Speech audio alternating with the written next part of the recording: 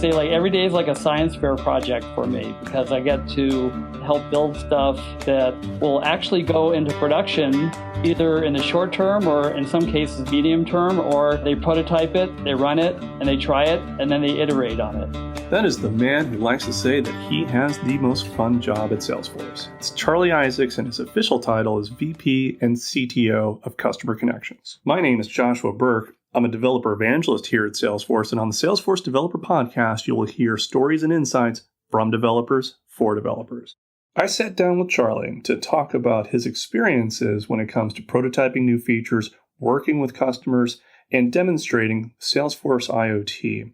And this concept of prototyping and working with engineers, Charlie's not new to it, but he really enjoyed discovering the Salesforce platform. When I did the CTO position at other companies, if a customer stated a requirement, I'd have to go back to the engineering team. And even though I had a deep familiarity with the functionality, and in some cases I'd actually written the code, in some cases, what I do is I write code and I hand it off to the developers and they rewrite everything I do. But that's how I did my other startups, and they laugh at me in the process and they say, don't ever do this again. But now at Salesforce, I don't have to do that. I have a huge toolkit running on an amazing platform where I can tweak things. But in the previous companies, I used to have to go back to the engineering team.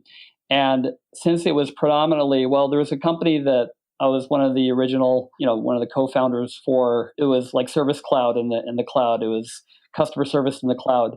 And we were able to modify things pretty easily, but it wasn't clicks and not code. And our development cycles, we did like maybe 2, if we were lucky, release cycles a year. But at Salesforce, we get 3, as you know, and it's a lot easier to add cool features to Salesforce than it was any of my previous companies.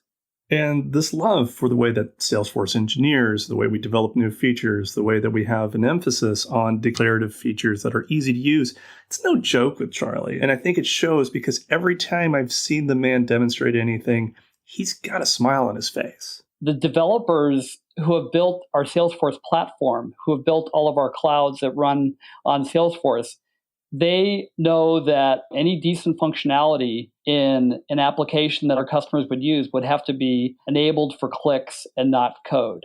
And I smile during the presentation as I listen to their requirements because I'm thinking about how I would build that for them. And in some cases, I can actually build that for them during the presentation while other people are giving their presentations. I modify my demo or my presentation to them and show them how other requirements could be easily met. One thing about Charlie is he's one of those people at Salesforce who's kind of a triple threat. He's familiar with the hardware. He's comfortable with coding. He is very familiar with the declarative side of Salesforce. And this leads him to do things that I've seen him do this actually multiple times, where he's doing a demonstration based on something he picked up from a gift shop. Just this week, one of the reasons I'm in San Francisco this week is because I had a Salesforce Innovation Center briefing with a customer who wanted to see connected auto. And I went to Walgreens and I bought a little vehicle. And it was very appropriate to bring a vehicle to the presentation because it was an auto-related company, of course. But number 2, it happened to be the chief marketing officer's birthday that day. And they brought a birthday cake in. I said, okay, well, now I'm going to repurpose this. This is going to be not only the demo car, but it's going to be his birthday gift. This is a variation of a theme that Charlie has demonstrated at least dozens of times. You take a random object, strap an IoT device to it, probably Imp Explorer. Imp Explorer is a hobbyist IoT device that is easily battery operated, and you have an array of sensors to it. And then we do something with the object where maybe we throw it in the audience, throw it in the air, or run it into a water glass. And then we show how that data can be converted into platform events for Salesforce and Salesforce IoT. I've done variations on this demonstration. It's a very common way of describing how IoT works. And it's also, I notice when we say things like smash into the water glass, it sounds very dramatic, but that also illustrates a key aspect of IoT in the sense that a lot of the data that IoT looks at, it's boring. It's what's going on every day. And a lot of that data is what people can kind of ignore. And Charlie walks us through an implementation with AT&T describing how the filtering of that data can go from device to Salesforce. The other extremely fun part of my job is working with are partners that provide IoT platforms that can filter those events that get pushed into platform events now into Salesforce. So, for example, and I was just talking to this person just prior to this podcast, our contact over at AT&T. AT&T has this tool. If you're familiar with a tool called Node-RED, which I know you are, Josh, but there's a open source tool called Node-RED that is a node management app, and you can do really cool things with input streams and output streams. And what they did, AT&T did, was they modified this to build this tool called Dataflow, and you can set up an endpoint on the beginning of AT&T Dataflow and say, I want to push my cargo carrier monitor into AT&T Dataflow, and then I want to send the output out to platform events. So what we have now is we have the ability to use clicks, not code, within their AT&T Dataflow to access platform events to get the data from that tool directly into Salesforce IoT. And we don't have to worry about flooding our platform. And as you mentioned, you called them boring events. We don't care that the temperature went from 51.0 to 51.01, right? We only care when the temperature gets up to 60, because then our goods might be damaged in shipment. And that's when I want to trigger a state change in Salesforce IoT Explorer and create a case in Service Cloud. Obviously, it really shouldn't surprise anybody that in an episode with the title including IoT, that we're talking about a lot of different things. And this common experience of device sending out information being filtered into a platform event coming into Salesforce reacting to it frequently in a Service Cloud sort of way. That is a story that is being told over and over again all over the place. And so when it came to all these specific things, I wanted Charlie to highlight a few of his most interesting ones. And when I asked him what his most interesting one was, well, he went right to the hot tub. If you have a jacuzzi, imagine your maintenance issues associated with a jacuzzi hot tub, right? You have, and this is something that I heard the word, and when I first heard it, I go, what the heck is that? Turbidity, right? They measure turbidity in a hot tub, which is the murkiness of the water. And nobody wants to step into a hot tub that's got murky water. And the water is murky because, it could be dirty, or because the chlorine is not mixed right, or, any number of things.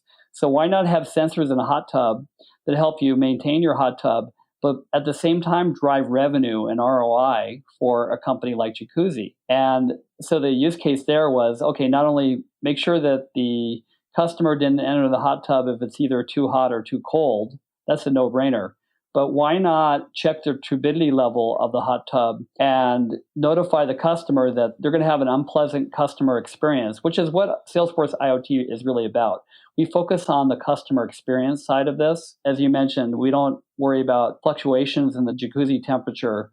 We care about massive fluctuations in the jacuzzi temperature, but we care about mixing that with Salesforce information to get context blended in so it can help the customer and raise the level of customer experience. In this case, we could do lots of things. We can say, hey, this is a proactive service issue. Your water is cloudy, so send the technician, dispatch the technician through Field Service Lightning, which is another great offering from Salesforce that I love to talk about because it allows you to do dispatch and management of the personnel, and it creates work orders and things like that.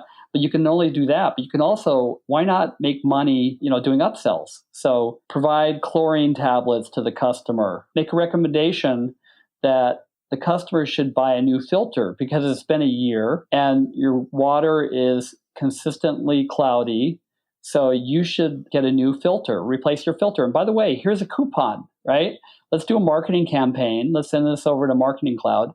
Let's do a marketing campaign to give them a great deal on a filter and some new chlorine tablets or whatever. So we can not only raise the level of customer experience, but also make some money on this. So cars, cargo carriers, jacuzzis. One of the interesting things about the Internet of Things is that We are talking about something that's out there in the physical world, that the customer that we are trying to reach and make sure is having an amazing experience. It's an object they have a physical connection with. And when talking about these kind of experiences, Charlie describes this really life-changing one. In the early days of Salesforce IoT, we had a customer that was working on knee implants, believe it or not, of all things, right? And they had an RFID scanner for knees. And there's nothing more personal than getting your knee replaced, right? But the surgeons used to guess about whether or not the two metal plates in the knee, this is going to get really disgusting, isn't it? Okay, maybe I shouldn't talk about this. No. Anyway, you put a group of sensors in between the two knee plates. But the customer experience is greatly improved because effectivity of the surgery went up, in this case, from 90% effective to like 98% effective when they were able to monitor how well that knee implant sensor measured it wasn't just friction, it was pressure between the two plates. And the surgeon used to have to guess, basically, that they did the implant properly, which made it very difficult to gauge whether or not the implant was done properly. So that's, talking about affecting a customer directly and improving their customer experience. The medical use cases are probably better than anything. And that's our show. I want to thank Charlie for sitting down and having an engaging conversation about his experiences on working with Internet of Things and our customers. And if you want to learn more about Salesforce and the Internet of Things, head on over to Trailhead. Now, before we go, I wanted to ask Charlie a little bit about his travels. This is a man who goes all over the world. I've randomly gone to a city and run into Charlie. So I really wanted to know, what's the most amazing place that he's been? The most amazing place I've ever been to? Oh, okay. Well, and there are no Salesforce customers that I know of, but I'd love to find a Salesforce customer there. I loved going to Santorini in the Greek islands. That was amazing. Bora Bora wasn't too bad either.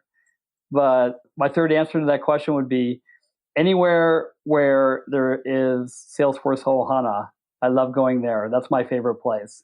Thanks for listening, everybody. If you want to learn more about this show, go to developer.salesforce.com/podcast, and please subscribe to us in your podcasting tool of choice. I'll talk to you later.